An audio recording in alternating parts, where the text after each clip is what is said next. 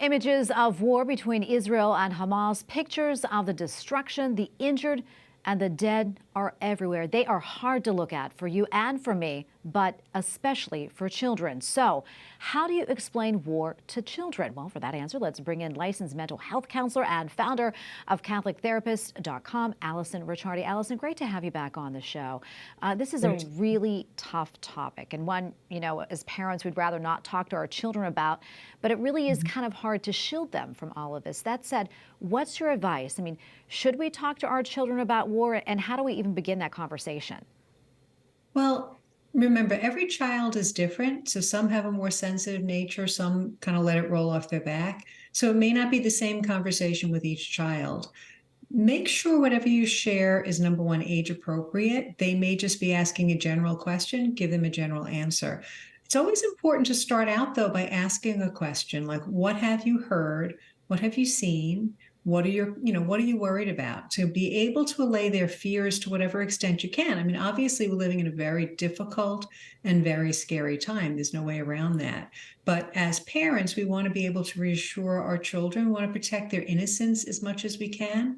So, to be able to kind of answer their questions, don't give too much information, just give them the basics that, this is a political thing.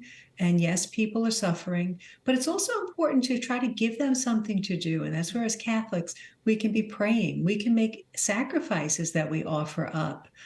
They may know friends who have parents that are in the military, that you might have family members in the military, and that's particularly scary. So are there things that they can do? Donate something, write a letter, something that might make them feel like they are taking some control in a really uncontrollable situation. Yeah, those are great tips right there, Allison. What about ground rules? I mean, are there any ground rules, so to speak, like what should and shouldn't be said? Well, I think you got to be careful because being that this is a religious conflict, there's a lot of, different opinions on it that we're seeing. We're seeing people that are, after Israel was attacked, defending the attackers, So we have to be careful when we're talking to kids that we're not, talking about Jews or Muslims or whatever, because children tend to generalize. So we don't want them to walk away that, oh, all Muslims are bad, all Jews are bad. Just say that this is a conflict. It's politically motivated. Most people are good, so we want to really be able to kind of not stoke any kind of prejudice or fears that are unfounded for them. Allison, what would you say are some of the most important points for parents to remember when they're having this conversation? Again, you want to reassure them that you're keeping them safe. Thank God it's not in our country. So it's a little bit easier in the US to be able to do that.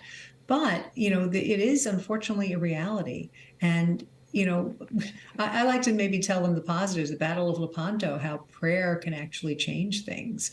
And even though they're one person, we're not as helpless because we do have recourse to God, and that God only allows bad things if he intends to bring a greater thing.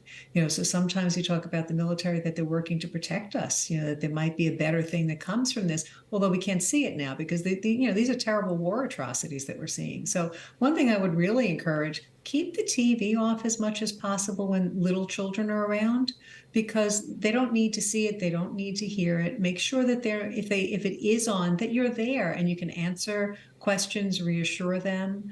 You don't, even social media, we've got to be very careful and try to monitor. Now, of course, it depends on the age of the child. All right, if it's older teens, they're hearing things, they may have opinions. It's always good to have a conversation where you let them speak, let them express what they're feeling, what they're going through. Now, that being said, some children and even teens and even adults, the parents might be experiencing very high levels of anxiety and feelings of hopelessness. And that's when you want to reach out to a Catholic therapist, somebody who has that spiritual perspective that can help you to kind of navigate your own fears, because we don't put them on our children, but also, they can even coach you how to maybe deal with a child who's really struggling with fear and anxiety and maybe even depression from everything that's going on right now. Allison, thank you so much for coming on and talking to us about this really important, all great tips right there. We appreciate it. God bless. You're welcome. God bless you.